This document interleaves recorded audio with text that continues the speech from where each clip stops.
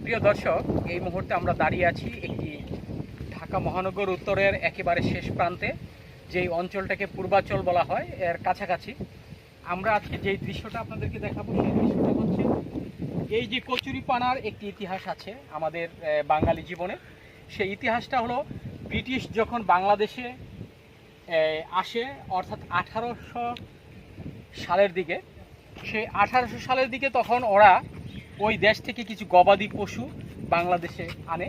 এই গবাদি পশু যখন এই বাংলাদেশে আনে, যখন দেখলো যে এই কচুরিপানা মানে ওদের এই খাদ্য সংকট দেখা দিয়েছে, তখন ওরা ওই দেশ থেকে জাহাজে করে সেই ব্রিটিশ থেকে আপনার কিছু কচুরিপানা এই বাংলাদেশে এনে বিভিন্ন আপনার নদীতে, খালে, বিলে, ঝিলে এগুলো আপনার রেখে দেয়, অর্থাৎ আপনার পানিতে ছেড়ে দেয়।